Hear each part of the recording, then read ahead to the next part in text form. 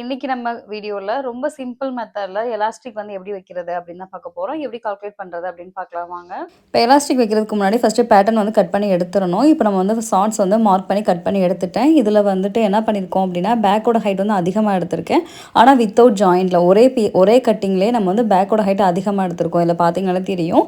இதில் வந்து பேக்கோட கிராச்சோட அளவு மட்டும் எடுத்துக்கோங்க. அந்த இடத்த மட்டும் எடுத்துட்டு அங்கே மட்டும் ஃபஸ்ட்டு ஜாயின் பண்ண போகிறோம். இப்போ வந்து பேண்ட் ஸ்டிச்சிங்கில் வந்து நிறையா மெத்தட் இருக்குது. எலாஸ்டிக் வைக்கிறது நிறையா மெத்தட் இருக்குது. இது வந்து நம்ம ஃபஸ்ட்டு ரொம்ப பிகினராக இருக்கவங்க இப்போ தான் நீங்கள் டெய்லரிங் ஸ்டார்ட் பண்ணுறீங்க அப்படின்றப்ப நீங்கள் இந்த மெத்தடை ஃபாலோ பண்ணலாம். ரொம்ப ஈஸியாக இருக்கும். இப்போ பேக் சைடில் இருக்க ஒரு சைடு மட்டும் கிராச் வந்து தச்சு எடுத்துக்கோங்க. தச்சு எடுத்ததுக்கப்புறம் மேல் பக்கம் ஒரு 1/4 இன்ச்சு மட்டும் அப்படியே ஃபோல்டு பண்ணுங்கள். ஒரே ஒரு சிங்கிள் ஃபோல்டு பண்ணி ஃபுல்லாக ஸ்டிச் பண்ணி எடுத்துக்கோங்க.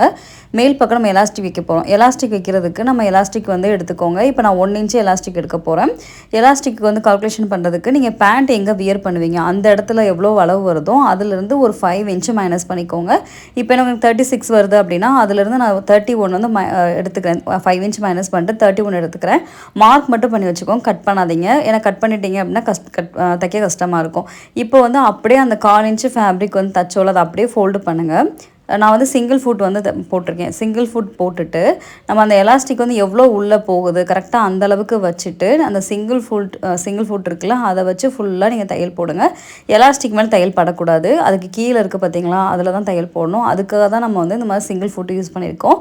இப்போ எலாஸ்டிக் மார்க் பண்ண இடம் வந்து உள்ளே போயிருச்சு. அதை நம்ம வெளியில் கொண்டு வரணும். கரெக்டாக வந்து வெளியில் இழுங்க. அது எந்த இடத்துல வருதோ கரெக்டாக அந்த நம்ம ஷார்ட்ஸோட ஃபேப்ரிக்கில் கரெக்டாக எண்ட் ஆகிற இடத்துல வச்சு பின் பண்ணிக்கோங்க.